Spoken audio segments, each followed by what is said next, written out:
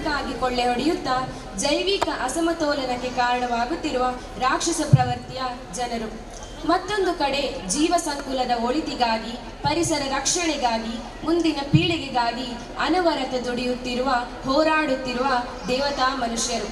ಇಂತಹ ದೇವತಾ ಮನುಷ್ಯರ ಸಾಲಿನಲ್ಲಿ ಮುಂಚೂಣಿಯಲ್ಲಿ ಅನುರಣಿಸುತ್ತಿರುವವರ ಹೆಸರೇ ಸಾಲುಮರದ ತಿಮ್ಮಕ್ಕ. ಮರಗಳೇ ತನ್ನ ಮಕ್ಕಳು ಎಂದು ಬೆಳೆಸಿ ಮತ್ತೆ ಭೂಮಾತೆಗೆ ಮರಳಿದ ಅಸಾಮಾನ್ಯ ವ್ಯಕ್ತಿತ್ವ ತಿಮ್ಮಕ್ಕನವರದ್ದು. ಇವರ ಕಾಯಕದ ಹಿರಿಮೆಯನ್ನು ಹಾಗೂ ಇವರನ್ನು ನಾವು ಕಳೆದುಕೊಂಡಾಗ ಆದ ನೋವನ್ನು ನೃತ್ಯದ ಮೂಲಕ ಪ್ರದರ್ಶಿಸಲು ಬರುತ್ತಿದ್ದಾರೆ 8 ಹಾಗೂ 9ನೇ ತರಗತಿಯ ವಿದ್ಯಾರ್ಥಿನಿಯರು.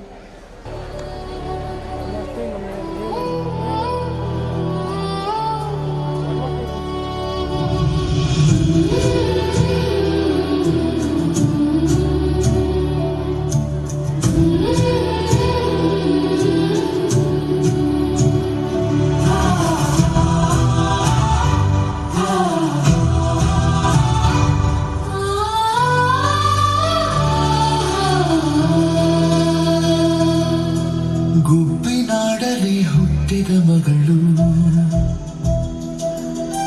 ಮನಸ್ಸಿನ ಮಾತನು ಕೇಳಿದಳು. ವೃಕ್ಷದ ಉಸಿರು ಅರಿತ ಮಗಳು,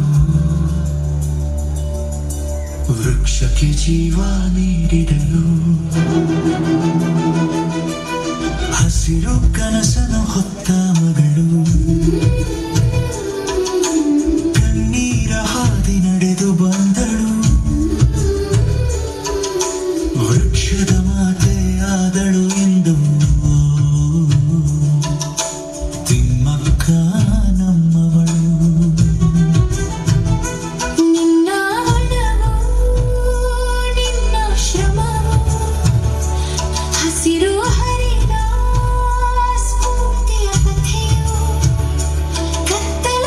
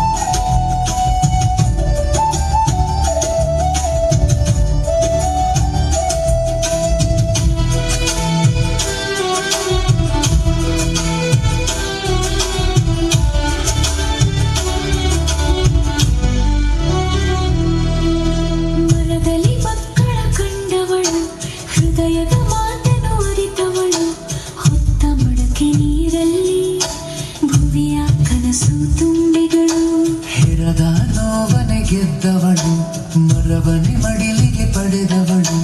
ಮರದಲ್ಲಿ ತಾಯಿಯ ಪ್ರೀತಿ ಇದೆ, ಬೇರುಗಳಲ್ಲಿ ಮಮತೆ ಇದೆ. ಮರದಲ್ಲಿ ಹಕ್ಕಿಯ ಹಾಡು ಇದೆ, ನಿನ್ನ ನಗು ಮಿಡಿಯುತ್ತಿದೆ. ಅಲೆ ಅಲೆಯಾಗಿ ಹರಡಲಿ, ಹಸಿರು ಗಾನ ಬೆಳಗಲಿ.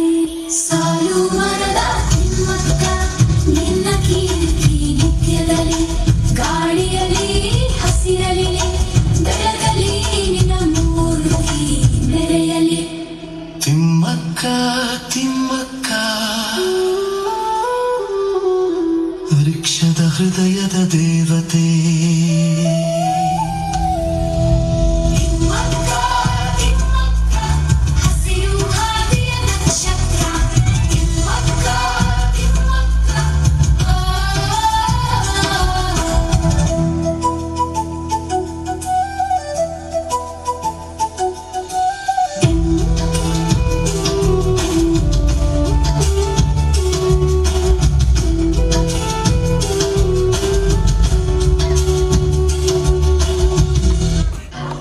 ಜೀವನವೇ ನಿಸರ್ಗಕ್ಕೆ ಬರೆದ ಒಂದು ಸುಂದರ ಕವಿತೆಯಂತಿತ್ತು. ಇಂದು ನಾವು ಕಳೆದುಕೊಂಡಿದ್ದು ಒಂದು ಮಹಾ ನಕ್ಷತ್ರವನ್ನ. ಪ್ರಕೃತಿ ಮಾತೆಯನ್ನ ತಾಯಿಯಂತೆ ಕಾಪಾಡಿದ ಸಾಲು ಮರದ ತಿಮ್ಮಕ್ಕನನ್ನ, ರಸ್ತೆ ಬದಿಯಲ್ಲಿ ಆರಿದ ಸಸಿಗಳನ್ನ ನೆಟ್ಟು ಮರಗಳೇ ನನ್ನ ಮಕ್ಕಳು ಎಂದು ಘೋಷಿಸಿದ ವೃಕ್ಷ ಮಾತೆ ಇವರು. ಮಕ್ಕಳಿಲ್ಲದೆ ಇದ್ರು ಇವರು ಮರಗಳಿಗೆ ತಾಯಿಯಾದ್ರು. ಅವರ ಕೈ ಹಿಡಿದು ನಿಂತ ನೂರಾರು ಸಸಿಗಳು ಇಂದು ದೊಡ್ಡ ಮರಗಳಾಗಿ ನಮ್ಮೆದುರು ತಲೆ ಎತ್ತಿ ನಿಂತಿದೆ. ಅದು ಅವರ ಶ್ರಮದ ಸತ್ಯ, ಮಮತೆಯ ನೆನಪು. ಇಂದು ನೀವು ನಮ್ಮ ಜೊತೆ ಇಲ್ಲ, ಆದ್ರೂ ಗಾಳಿ ಬೀಸಿದಾಗ ಕೇಳಿ ಬರುವ ಎಲೆಗಳ ಸದ್ದು, ಮಳೆ ಇಳಿದು ಬಂದಾಗ ಬರುವ ಮಣ್ಣಿನ ಘಮ, ಪ್ರತಿ ನೆರಳಿನ ತಂಪು, ಇವೆಲ್ಲವೂ ನಿಮ್ಮದೇ ಕೃತಿ, ನಿಮ್ಮದೇ ಆಶೀರ್ವಾದ. ಮತ್ತೆ ಭೂಮಾತೆಗೆ ಮರಳಿದ ಅಮ್ಮನ ಆತ್ಮಕ್ಕೆ ಭಾವಪೂರ್ಣ ಶ್ರದ್ಧಾಂಜಲಿ.